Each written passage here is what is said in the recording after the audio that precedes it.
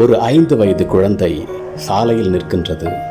சாலையில் பள்ளி பேருந்துகளும் வாகனங்களும் சென்று கொண்டிருக்கின்றன. அதில் பள்ளி குழந்தைகள் நவநாகரிக ஆடை அணிந்து சென்று கொண்டிருக்கின்றார்கள்.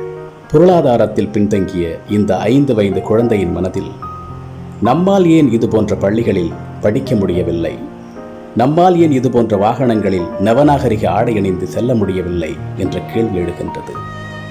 அந்த குழந்தையின் கேள்விக்கு நம்மிடம் பதில் இருக்கின்றதா? ஒருவேளை அந்த குழந்தையிடம் நாம் உன்னிடம் பணம் இல்லை, பயில இயலாது என்று நாம் பதில் கூறினோம் என்றால், பணம் என்றால் என்னவென்று அந்த 5 வயது குழந்தை கேட்டால் நம்மிடம் பதில் இருக்கின்றதா? ஒருவேளை அந்த குழந்தை நம்முடைய குழந்தையாக இருந்தால், அந்த குழந்தையின் கேள்விகளுக்கு பதில் சொல்ல இயலாத ஒரு பெற்றோராக நாம் இருந்தால் நம் மனோநிலை என்னவாக இருக்கும்? வலிக்கிறதா? இப்படிதான் இந்த நாட்டில் கோடிக்கணக்கான பெற்றோர்களும் குழந்தைகளும் ஏக்கத்தோடு வாழ்ந்து கொண்டிருக்கின்றார்கள். ஒருவேளை நம் கரங்களை எல்லாம் ஒன்றாக இணைத்துக் கொள்வதன் மூலமாக இந்த குழந்தைகளின் எதிர்காலத்தையே மாற்றி அமைத்துவிட முடியும் என்றால், உங்கள் கரங்கள் இந்த சமூகத்தின் நலனுக்காக நீளுமல்லவா? வாருங்கள், திசை தெரியாமல் தடுமாறிக் கொண்டிருக்கும் ஒரு சமுதாயம் தடம் மாறி போய்விடாமல் சரியான பாதையை அமைத்து கொடுப்போம். கல்வி என்பது ஒரு மனிதனின் அடிப்படை உரிமை. அதை காசுக்காக விற்பது என்பது ஒரு சமூகத்தின் அவலம். அறத்தமிழன் பேரியக்கத்தின் முதன்மை மற்றும் முக்கியமான இலக்குகளில் ஒன்று மாவட்டந்தோறும் கட்டணமில்லாத அறத்தமிழன் பள்ளிகளை உருவாக்குவது. இதன் தொடக்கமாக கடலூர் மாவட்டம் விருத்தாச்சலத்தில் நம்முடைய முதல் கல்விக்கூடமானது தொடங்கப்படவிருக்கின்றது. 2025 ஏப்ரல் மாதம் முதல் மாணவர் சேர்க்கை நடைபெறவிருக்கின்றது. அரசு பள்ளிகளும் தனியார் பள்ளிகளும் பெருமளவில் இருக்கக்கூடிய இன்றைய காலகட்டத்தில் இந்த பள்ளி எதற்கு என்ற எண்ணம் நமக்கு எழலாம். தனியார் பள்ளிகளின் கல்வி கட்டணம் என்பது இன்னும் பல எளிய குடும்பங்களுக்கு எட்டாக்கனியாகவே இருக்கின்றது. அரசு தொடக்க பள்ளிகளில் பெரும்பாலும் சரியான உட்கட்டமைப்பு வசதிகள் இல்லாமல் இருக்கின்றது. இதற்கு இடையில் திக்கி தவித்துக் கொண்டிருக்கக்கூடிய குழந்தைகளை நம்மால் இயன்ற வரையில் கல்வியில் மேம்படுத்துவதே இந்த அறத்தமிழன் பள்ளிகளின் நோக்கம். நம் பள்ளிகளில் பொருளாதாரத்தில் மிகவும் பின்தங்கிய மற்றும் ஆதரவற்ற குழந்தைகளுக்கு முன்னுரிமை அளிக்கப்படுகின்றது. மேலும் அறம் என்றால் என்னவென்று அறியாமல் நல்லொழுக்கமின்றி இன்றைய தலைமுறை உருவாகி கொண்டிருக்கின்றது. அறிவார்ந்த அறம் சார்ந்த தலைமுறைகளை உருவாக்கவே நம் பள்ளிகள் மாவட்டம் தோறும் தொடங்கப்படவிருக்கின்றன.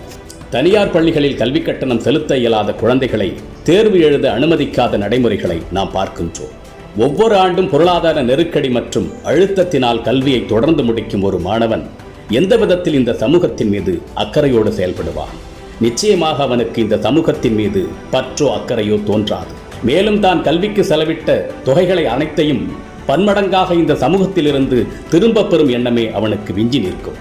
வேறு வகையாக சொல்வதானால், ஒரு நல்ல சமுதாயம் உருவாக அடிப்படையே தரமான கல்வி முறைதான். நல்லறத்தை, ஒழுக்க நெறிமுறைகளை, தமிழர்களின் வாழ்வியல் கோட்பாடுகளை தரமான கல்வி முறையின் வாயிலாக கொடுப்பதே அறத்தமிழன் பள்ளிகளின் இலக்கு. நம் மாணவர்கள் தமிழில் பிறமொழி கலவாமல் பேசுவார்கள். ஆங்கிலம் சரளமாக பேசவும் பயிற்சி அளிக்கப்படும். தன்னொழுக்கமும் அறம் சார்ந்த சிந்தனைகளும் நடைமுறை பயிற்சிகளின் வாயிலாக வழங்கப்படும். 8ஆம் வகுப்பில் மாணவர்களின் தனித்திறமை கண்டுணரப்பட்டு அந்த திறமையின் அடிப்படையில் உயர்கல்விக்கான பயிற்சிகள் தொடங்கப்படும். பெற்றோர்களை, பெரியோர்களை, ஆசிரியர்களை மதிப்பதோடு மனிதத்தை காப்பதும் போற்றுவதுமே மானுட நெறி என்ற சிந்தனை ஆழமாக இளம் பிள்ளைகள் மனதில் பதிய வைக்கப்படும். நாம் மருத்துவரையோ, வழக்கறிஞரையோ, பொறியாளர்களையோ, அதிகாரிகளையோ உருவாக்க உறுதியளிக்கவில்லை. நல்ல மனிதர்களை, நல்ல மானுட சமுதாயத்தை உருவாக்க உறுதியளிக்கின்றோம். அவர்கள் நிச்சயமாக எதிர்காலத்தில் நல்ல மருத்துவராக, நல்ல வழக்கறிஞராக, நல்ல பொறியாளர்களாக, நல்ல அதிகாரிகளாக, நல்ல மனிதர்களாக இருப்பார்கள். மாற்றம் என்பது நாம் ஒவ்வொருவரும் எடுத்து வைக்கும் ஒவ்வொரு அடியிலும் இருக்கின்றது. என்னாலும் இந்த சமுதாயத்தில் மாற்றம் நிகழ்ந்தது, இந்த சமுதாய மாற்றத்தில் என்னுடைய பங்களிப்பும் இருக்கின்றது என்ற மன நிறைவை நாம் பெறுவோம். நம்மால் என்ற பங்களிப்பினை இந்த புனிதமான பணிக்கு வழங்குவதன் மூலமாக. வாழ்த்துக்களுடன் விஜய் சீதாராமன்.